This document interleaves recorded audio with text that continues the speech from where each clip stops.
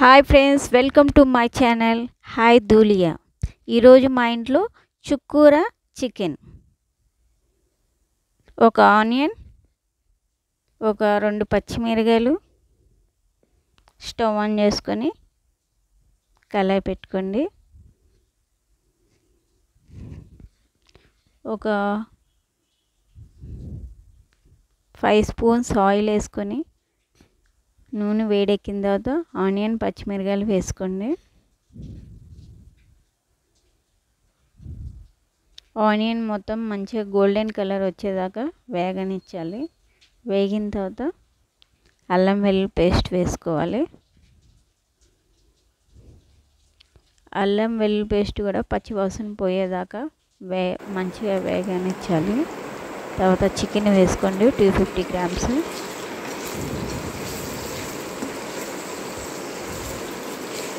పసుపు,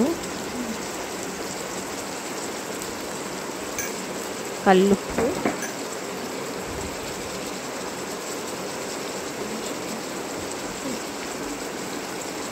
వేసుకొని మంచిగా ఒకసారి మూత పెట్టుకోండి.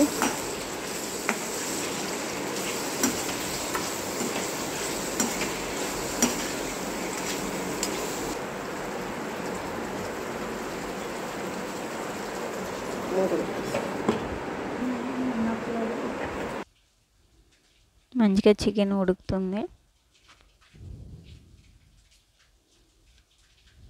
మధ్య మధ్యలో అలా తిప్పుకుంటా చూసుకుంటా ఉండండి.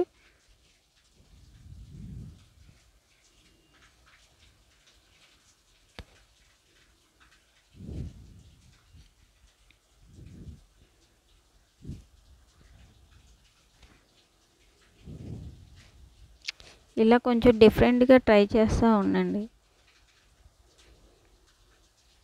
చుక్కూర వేసుకోవటం అంటే కాళ్ళు ఉన్నా ఏమవుదు, ఉడికిపోయింది. ఊరికనే 2 మినిట్స్లో అలా ఉడికిపోయింది చుక్కూర.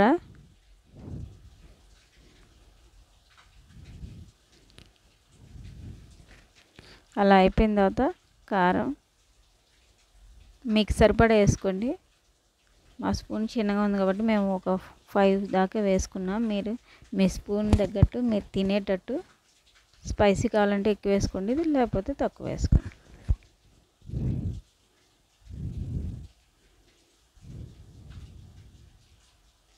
కారం వేసేసుకున్న తర్వాత ధనియా పౌడర్, జీరా పౌడర్ మిక్స్ పౌడర్ వేసుకోవాలి.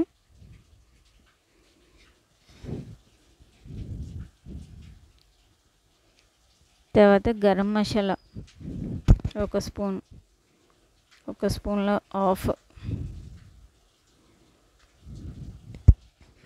వేసుకొని మొత్తం ఒకసారి తిప్పేసుకొని మూత పెట్టుకోండి. జస్ట్ ఒక 1 minute.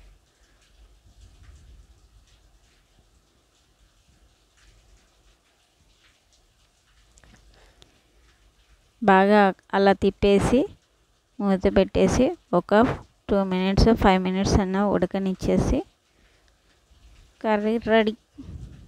You can eat and enjoy. డిఫరెంట్గా ట్రై చేయండి. ఇలా వెజ్ అలా నాన్ వెజ్ రెండు మిక్స్ చేసుకొని తినండి, అప్పుడు హాయిగా ఉంటుంది.